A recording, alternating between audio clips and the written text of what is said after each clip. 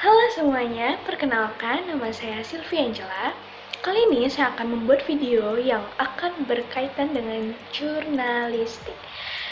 Jadi, buat teman-teman yang mau tahu, harus nonton videonya sampai habis ya. Yang pertama, kita harus mengetahui sejarah jurnalistik.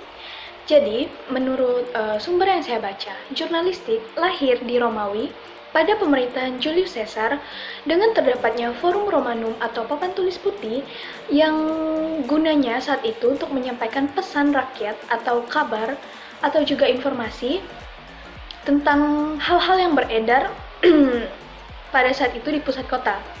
Inilah yang menjadi konsep dasar jurnalistik, yaitu menyampaikan berita, pesan, informasi yang selanjutnya terus dikembangkan oleh jurnalis berikutnya hingga sampai sekarang. Nah, yang kedua, kita perlu mengetahui mengapa jurnalistik masuk ke dalam komunikasi massa. Di sini saya menemukan 10 alasan mengapa jurnalistik masuk ke dalam komunikasi massa, dan akan saya bahas satu persatu mulai dari yang pertama, yaitu penyampaian informasi. Jurnalistik sangat berperan penting dalam menyampaikan informasi kepada khalayak ramai.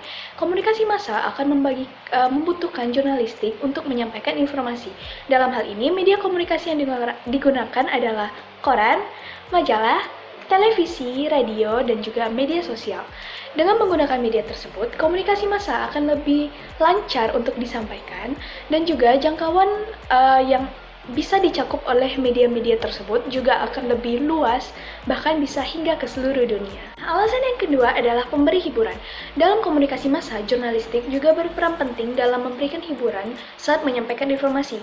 Penyampaian informasi yang monoton tentu akan membuat penerima informasi atau penerima pesan menjadi cepat bosan, atau bahkan mereka tidak akan menanggapi isi pesan tersebut. Namun, dengan adanya kreativitas dari seorang jurnalis, maka sebuah pesan tentu akan menjadi lebih menyenangkan untuk dilirik. Penyampaian pesan atau berita akan tampak lebih menarik dengan tambahan musik, gambar, atau bahkan video. Dengan berbagai ide yang menarik, maka seseorang akan lebih terpikat untuk mengetahui isi pesan lebih jauh. Alasan yang ketiga adalah pemberi pengaruh. Hubungan jurnalistik dengan komunikasi massa juga mempunyai kekuatan untuk memberikan pengaruh pada massa dalam sebuah komunikasi massa. Pengaruh tersebut dapat berupa pengaruh baik dan juga dapat berupa pengaruh buruk. Misalnya saja, pada komunikasi tentang pemilu, jurnalistik bisa memberikan pengaruh agar masyarakat ikut berpartisipasi dalam pemilihan umum, dan itu adalah salah satu contoh pemberi pengaruh yang baik. Alasan yang keempat adalah jurnalistik dapat mendidik masyarakat. Jurnalistik mempunyai peran mendidik masyarakat lewat sebuah komunikasi massa. Misalnya saja yang sedang happening saat ini adalah pemberitaan tentang COVID-19. Ketika melakukan pemberitaan, berita yang disebarkan kepada masyarakat akan memberikan informasi mengenai cara mencegah rantai penyebaran virus ini di lingkungan sekitar kita. Melalui pemberitaan inilah masyarakat diajak untuk lebih mengetahui tentang cara pemutusan rantai penyebaran virus ini. Pengetahuan yang diberikan ini akan mendidik masyarakat menjadi masyarakat yang lebih peduli dan bijak terhadap wabah virus ini. Yang kelima adalah memperkenalkan seni.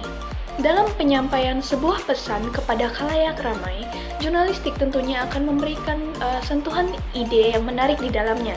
Penggunaan ilustrasi atau sentuhan seni biasanya juga diikutsertakan dalam sebuah komunikasi massa. Alasan yang keenam adalah menginspirasi. Dalam sebuah komunikasi massa yang mengandalkan jurnalistik dalam penyampaiannya tentu membutuhkan komunikasi visual yang menarik. Dari gambaran yang menarik inilah biasanya masyarakat akan lebih terinspirasi untuk melakukan sesuatu yang akan disampaikan. Nah, alasan yang berikutnya atau alasan ketujuh adalah menarik perhatian. Hubungan jurnalistik dengan komunikasi massa akan membuat banyak orang lebih tertarik perhatiannya untuk menerima pesan tersebut. Perhatian masyarakat biasanya akan dialihkan dari sebuah judul atau gambar yang ditampilkan. Kekuatan jurnalistik dalam menarik perhatian memang tidak bisa dipungkiri lagi. Bahkan sebuah informasi yang sepele sekalipun akan mendapatkan banyak perhatian ketika jurnalis mengubah cara penyampaian informasi tersebut hingga membuat ribuan bahkan jutaan orang pasti akan melihatnya. Yang berikutnya ada pengatur norma sosial. Dalam komunikasi massa tentunya akan ada banyak sekali orang yang akan dihadapi dan masing-masing dari orang tersebut pastinya memiliki pemikiran yang berbeda-beda. Untuk menjaga norma sosial yang ada, maka jurnalistik harus mampu menjaga nilai-nilai tersebut dalam penyampaian informasinya. Seorang jurnalis yang baik dan menjaga norma yang ada tentu akan membuat para penerima informasi juga menjaga norma tersebut dengan baik. Jadi di sini secara sederhana jurnalis itu bisa dikatakan sebagai panutan oleh penerima informasi dalam menjaga norma yang ada tersebut. Yang ke-9, membangun opini. Jurnalistik juga mampu membangun opini masyarakat yang menjadi penerima pesan untuk memberikan feedback atau umpan balik kepada mereka yang melaksanakan komunikasi massa.